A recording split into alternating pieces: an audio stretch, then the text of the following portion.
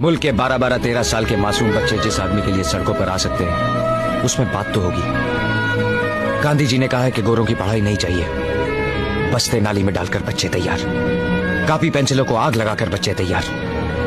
अपने छोटे छोटे हाथों से पैम्फलेट बांटते थे, लकार उठाते थे, और फिर अचानक एक दिन पता चला कि मूवमेंट वापस ले लिया गया है। सरकारी स्कूलों के गेट उनके लिए बंद है, सरकारी कॉलेजों में दाखिला मुमकिन नहीं। कहां जाते, क्या करते?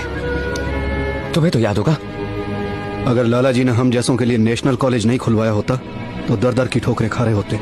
ठोकरें खाए मेरी जूती, मैं तो आज भी 8-10 को अपने घर में नौकरी पर रख सकता हूँ। अबे साले, छोड़ दो भगवती भाई मुझे। चौरी चौरा के सिपाहियों का मरना याद है तुझे? उनका नहीं जो उनकी गोलियों से मारे गए थे। जलियांवाला कांड को भुला दोगे तुम, क्योंकि तुम्हारा माँ बाप भाई बहन कोई नहीं था वहां पे। सुखदेव, विद्यालंकार जी।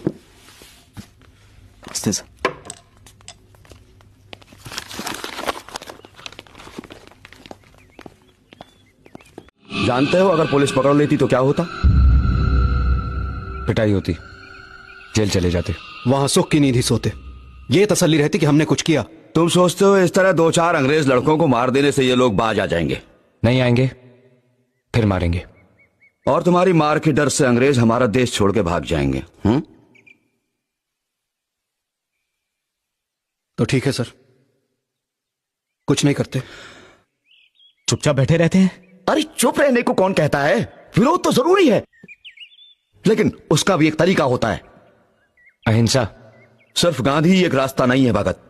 अवाम अपने आप में इतना ताकतवर होता है कि अगर उसे सही दिशा दी जाए तो वो बड़ी से बड़ी सत्ता को उखाड़ के फेंक सकता है, जैसा कि रूसी क्रांति में कम्युनिस्ट पार्टी ने कर दिखाया।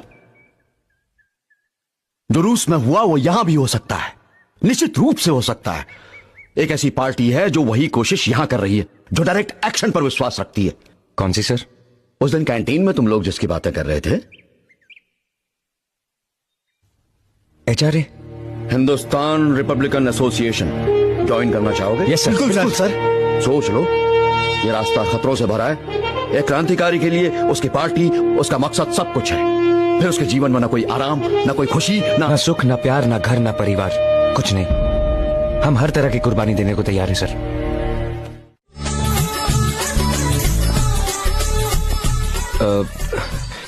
सत श्री अकाल। सत श्री अकाल। सुनिए, दरअसल बात यह है कि मैं शादी नहीं करना चाहता। देखिए, मेरी कुछ मजबूरियां हैं। किसी और को चाहते हैं आप? नहीं नहीं, ऐसी बात नहीं है। मुझ में कोई खोट है? बिल्कुल नहीं। आप सुंदर हैं, नेक हैं, खुश नसीब होगा जो आपसे शादी करेगा। तो फिर आप क्यों इनकार कर रहे हैं? मैं शादी के लिए नहीं बना। जो रास्ता मैंने अपने लिए चुना है उसमें बहुत सारी मुश्किलें हैं। कोई बात नहीं, मैं साथ चलूंगी। दुनिया भर की दुख तकलीफें हैं, सब सह लूंगी। लेकिन मैं आपको अपने साथ नहीं ले जा सकता। मैं आपके लौटने का इंतजार करूंगी। अगर मैं लौट के नहीं आया तो? भगत!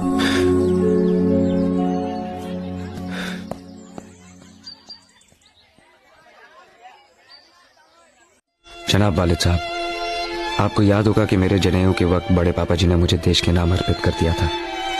इसे मैं अपनी खुशनसीबी मानता हूँ। देश की आज़ादी के सिवा अब मेरी जिंदगी में कोई और चीज मायने नहीं रखती, इसीलिए मैं उसी रास्ते पर जा रहा हूँ।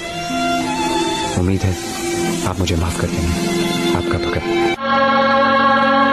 हमारे दिल्ली दफ्तर से तार आया है, उन्हें पैसे चाहिए और हमारे पास जो भी रकम थी सारी खर्च हो चुकी है। उन्हें भेजने के लिए रुपयों की दरकार तो है ही, लेकिन कारतूस और असलहे वगैरह खरीदने के लिए और पर्चे छापने के लिए, छोटे मोटे कामों के लिए हमें पैसे की जरूरत है। रुपयों का प्रबंध हो जाएगा। कैसे? बिस्मिल।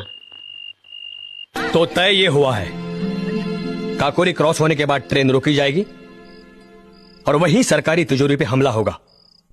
माफ कीजिएगा पंडित जी, मैं एक बार फिर कहता हूँ, ट्रेन में हथियारबंद पुलिस होगी। ये काम बड़ा जोखिम का है। बेचारे में हर काम जोखिम का ही होता है। अगर प्रचार करना है, हथियारों की जरूरत है, तो पैसा तो लगेगा ही मनमत साहब। खान साहब, क्यों ना हम पहले की तरह किसी सेठ या जमींदार के घर पे धावा बोल दें? नहीं, बिल्कुल नहीं। अपने ही देशवासियों को लूटकर पैसे तो मिल जाते हैं, पर उस आवाम की आंखों में बदनाम हो जाते हैं जिसकी आजादी के लिए हम लड़ रहे हैं। इसलिए इस बार हमने फैसला किया है कि सरकारी खजाना ही लूटेंगे। पंडित जी, वो खजाना भी तो हमारा ही है जिसे अंग्रेज लूट कर ले जा रहे हैं यहाँ से। बिल्कुल सही कहा रोशन सिंह। तो सब तय हो चुका वक्त पे पहुंच गए। किसी को कोई शक, कोई संदेह? तो कॉमरेड्स, आओ भगत। सरफरोशी की तमन्ना अब हमारे दिल में है। देखना है जोर कितना दिल में है। आओ भगत सिंह आओ। हम राम प्रसाद बिस्मिल। विद्यालंकर जी की चिट्ठी मिली हमें। क्यों आना चाहते हो हमारी पार्टी में? ये संघर्ष खून मांगता है, खून। खून बहाना कोई बड़ी बात नहीं है बिस्मिल साहब, चाहे वो अपना हो या सामने वाले का। बड़ी बात तो यह है कि जिस्म से टपका हुआ एक बूंद खून आने वाली नस्ल के सारे खून में उबाला ला सकता है या नहीं। यही इकलौती ख्वाहिश लेकर पला बड़ा हुआ करतार सिंह सराबा को अपना आदर्श मानता हूं, और बाकी अपने आसपास इतना कुछ देख चुका हूं कि बर्फ की सिलियां और चमड़े के चाबुक मेरे इरादों को टिका नहीं सकते।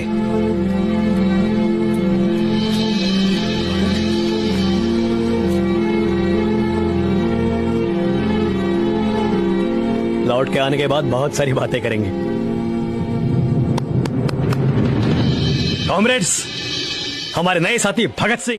अहिंसा और प्यार, यही दो तरीके हैं आजादी पाने के, और मुझे पूरा विश्वास है कि इस तरह हम दुश्मन का भी दिल जीत पाएंगे। हम अंग्रेज सरकार से बातचीत करने के लिए तैयार। हमने डोमेनियन स्टेटस की मांग की है और वो हम लेकर रहेंगे। नमस्ते बिस्मिल जी। नमस्ते।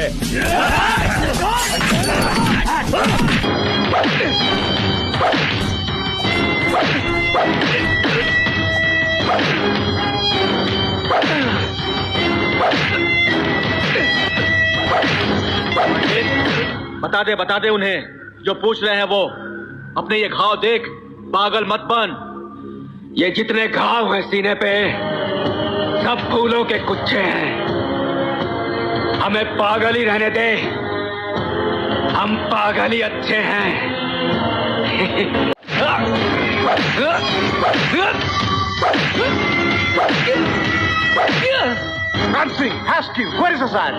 आजाद इनके हाथ न आया न आएगा। इनकी भूखों से वो चिराग बुझाया ना जाएगा। राम सिंह, बता दे इस फिरंगी को, इसे आजाद चाहिए। हमें आजादी, इसे आजाद नहीं मिलेंगे और हम लेके रहेंगे आजादी। हजूर, और 3 लड़कों का पता चल चुका है। वंदे मातरम, वंदे मातरम। इस बच्चे की मृत्यु पर मुझे भी खेद है, लेकिन तकलीफ के साथ कहना पड़ता है कि यदि जनता इनके रास्ते पर चलने लग गई तो इससे हमारे समाज की रचना नहीं हो सकती, सिर्फ विनाशी हो। सबके सब पकड़े गए? खबर तो यही आई है। सिर्फ पंडित जी हमेशा की तरह चकमा देंगे। कहां गए? सुना है पटना की तरफ गए हैं, पुलिस उनके पीछे है। इसका मतलब पुलिस हमारे ठिकानों पे भी आ सकती है। उससे पहले जरूरी कागजात, कारतूस वगैरह निकाल लेते हैं। लेकिन इसमें बहुत बड़ा जोखिम है। हो सकता है पुलिस उस ठिकाने पर भी नजर रख रही हो। मैं पहले अंदर जाऊंगा, तुम लोग ठिकानों का चारों तरफ से मुआयना करके अंदर आना। चलो चलो चलो, चलो।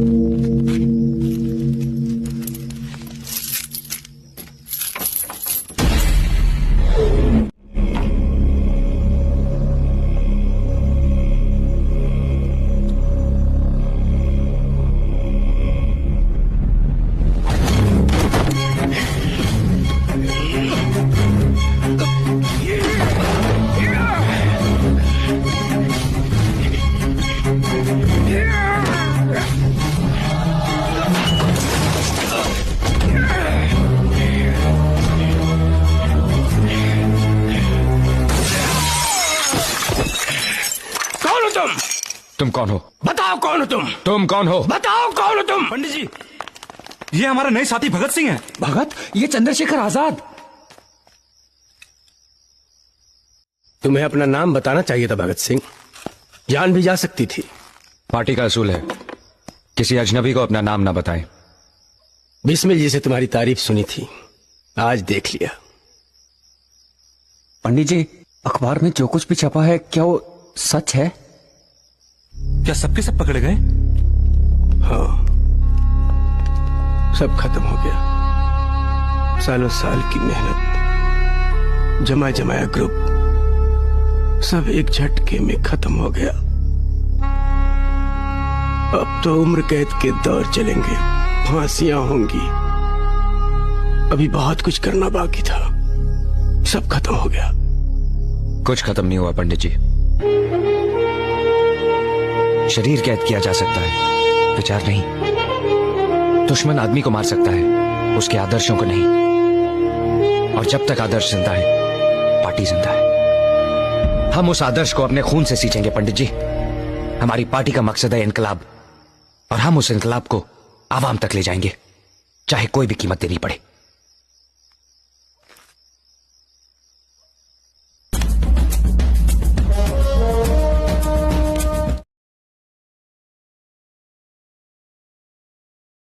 बंगाल से कोई नहीं आया? उनका कहना है कि वो हमारे विचारों से सहमत नहीं है। अरे इसलिए तो ये मीटिंग बुलाई है कि सब साथ साथ बैठकर एक दूसरे के विचार और तरीके समझ लें। बिजॉय, अब एकजुट होकर काम करने का समय आ गया है। मुझसे जितना हो सका मैंने समझाया। ओए सरदार भगत सिंह, की हाल है? ओए बड़ी जल्दी रिहा हो गया डेरी से। ओए 1 साल हो गया है, तेरी बड़ी जल्दी ले बुट्टा ले। और अगर दुनीचंद जी की दलील से केस सॉल्व नहीं होता तो 60,000 के चक्कर में जिंदगी भर लगे रहते। गाय भैंसे धो और क्रांति लाओ। क्रांति का तो पता नहीं, लेकिन मेरी बेबे जरूर खुश हो जाती। ओए बेबे या मानना वाली भी। ओए ओए ओए यार, मैं मजाक कर रहा यार। ओए छोड़ छोड़, ओए ओए ओए नहीं, देख मैं भुट्टा मार दूंगा, भुट्टा मार दूंगा। ओए पागल हो गया तरीके जाएगा। ओए ओए ओए सरदार, ओए ओए नहीं, ओए ओ यार ये टूटा हुआ है यार। थोड़ी देना ना। कोई है, बुआ खोल, बुआ खोल, छोड़ो।